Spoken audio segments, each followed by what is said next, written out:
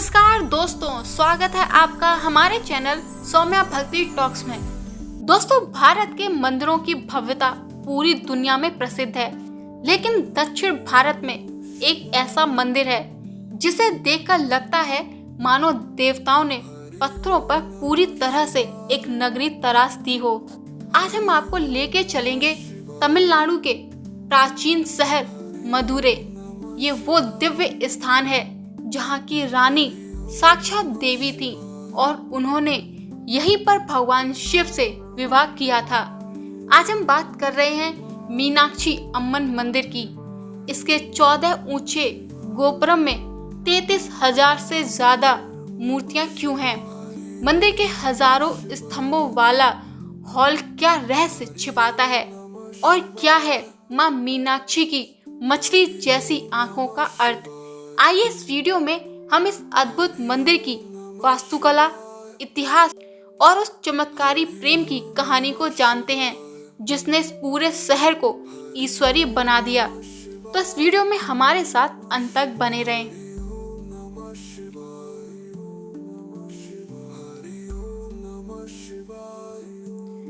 दोस्तों, मीनाक्षी अम्मन मंदिर का इतिहास बहुत प्राचीन है और कई चरणों में फैला हुआ है। इसे किसी एक व्यक्ति ने नहीं बल्कि सदियों तक अलग अलग राजाओं ने मिलकर इसके वर्तमान स्वरूप में ढाला है। मंदिर की जड़ें स्वयं मीनाक्षी देवी के जन्म और भगवान शिव यानी सुंदरेश्वर से विवाह करने की कथा से जुड़ा है। माना जाता है कि मंदिर का मूल ढांचा ईसा पूर्व के प्राचीन पांचाल राजाओं द्वारा बनाया गया था, जिन्होंने मदुरै पर शासन किया था। उस समय मदुरै पांचाल साम्राज्य की राजधानी थी। 24वीं शताब्दी में लगभग 1310 ईस्वी के आसपास मुसलमानी आक्रमणकारी मलिक काफूर ने दक्षिण भारत पर हमला किया था। इससे पहले इस हमले में मंदिर के कई हिस्से और मूर्तियां नष्ट कर दी गईं। आइए जानते इस हमले के बारे में। दिल्ली सल्तनत के शासक अलाउद्दीन खिलजी के सेनापति मलिक काफूर ने यह विनाशकारी हमला मुख्य रूप से 1310 से 1311 ईस्वी के दौरान किया था, जब मलिक काफूर ने दक्षिण भारत के समृद्ध राजाओं को लूटने के लिए एक बड़ा सैन्य अभियान चलाया था। उस समय दक्षिण भारत के मंदिर अपार धन यानी सोना, जवाहरात और सत्ता के केंद्र थे। काफूर का मुख्य उद्देश्य लूटपाट करना और इस्लामी सत्ता का विस्तार करना था।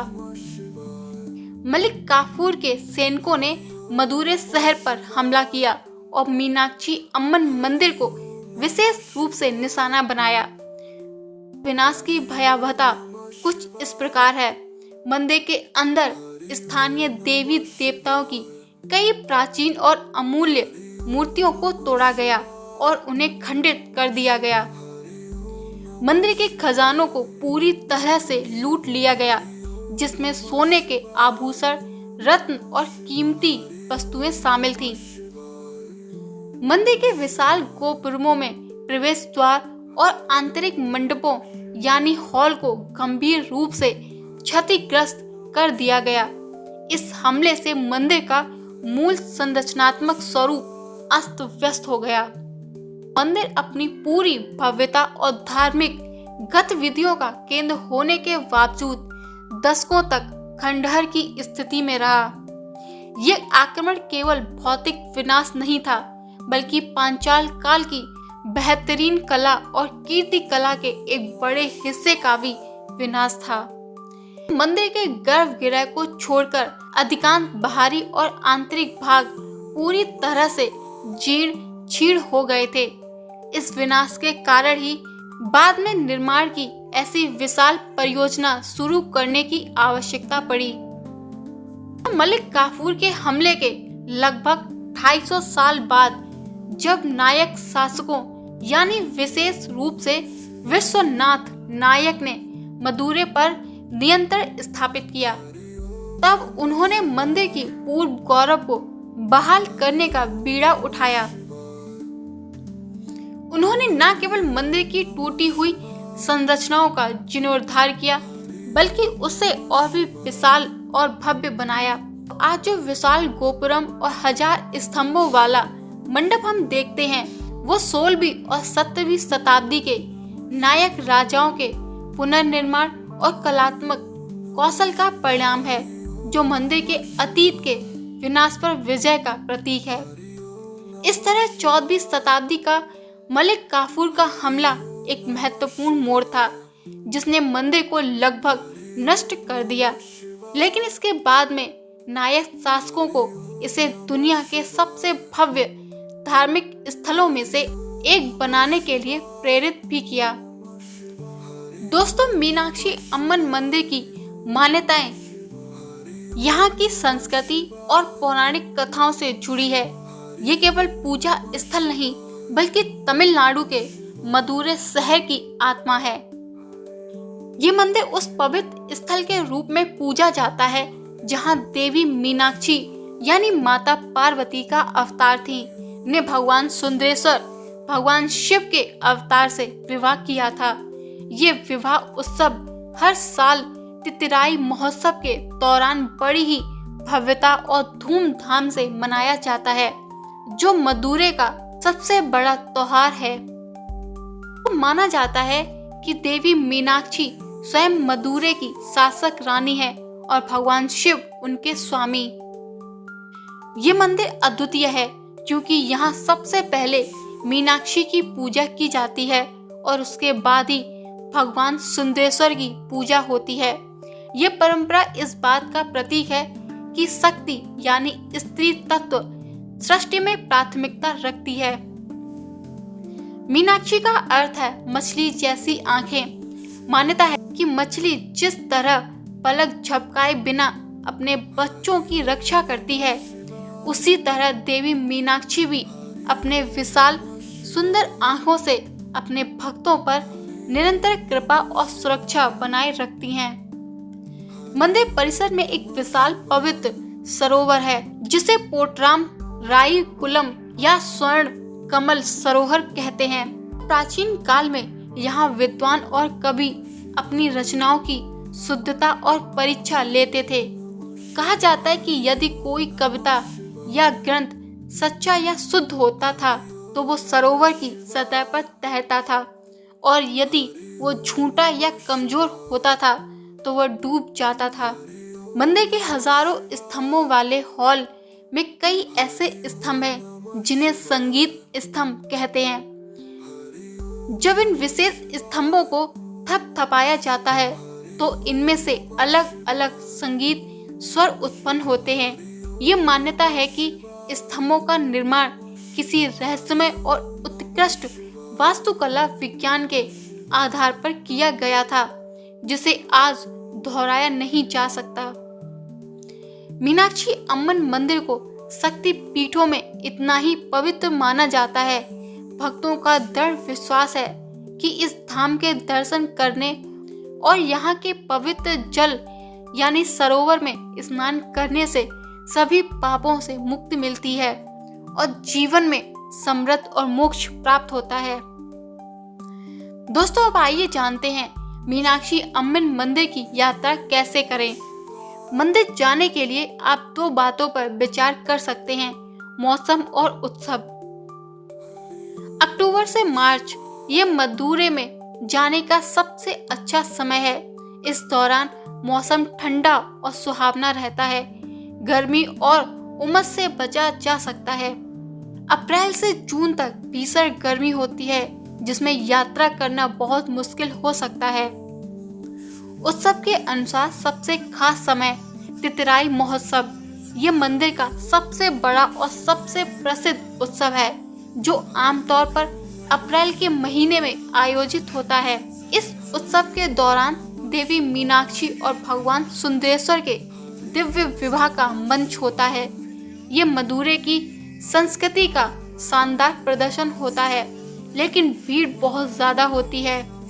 दोस्तों, मंदिर के दर्शन करने का समय सुबह 5 बजे से दोपहर 12:30 बजे तक और शाम 4 बजे से रात 10 बजे तक होता है।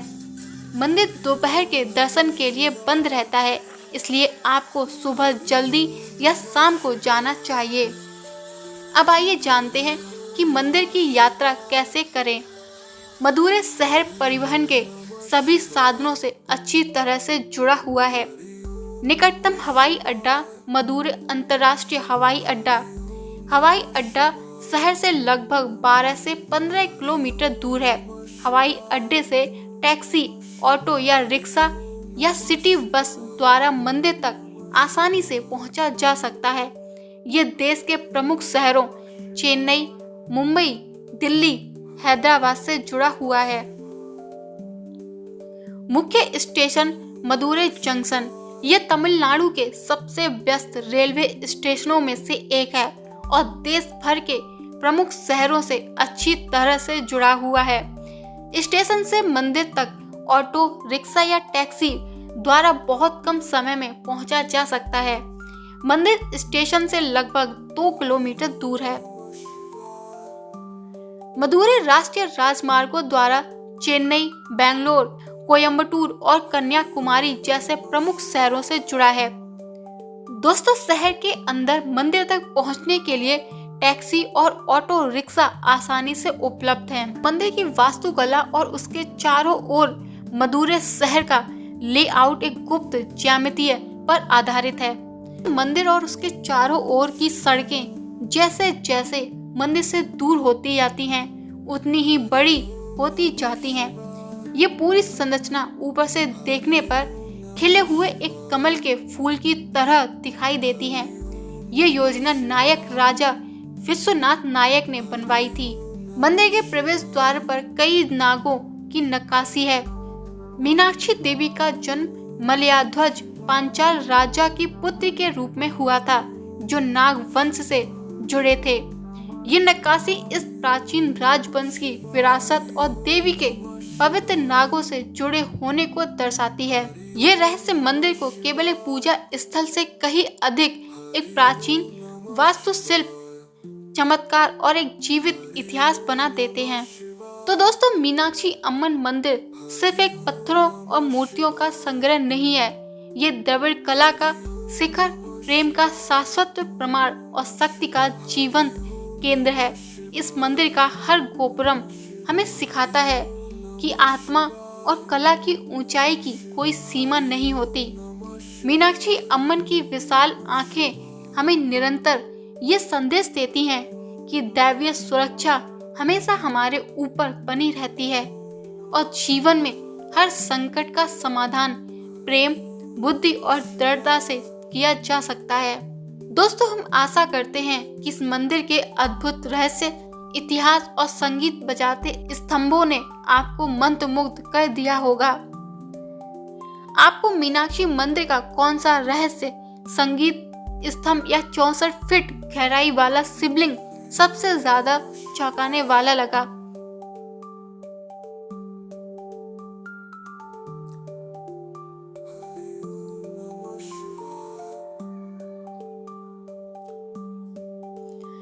दोस्तों, अगर आपको ये वीडियो पसंद आया हो तो इसे लाइक करें, शेयर करें और हमारे चैनल को सब्सक्राइब करना ना भूलें। मिलते हैं एक और ऐसे ही आध्यात्मिक वीडियो के साथ। तब तक के लिए नमस्कार।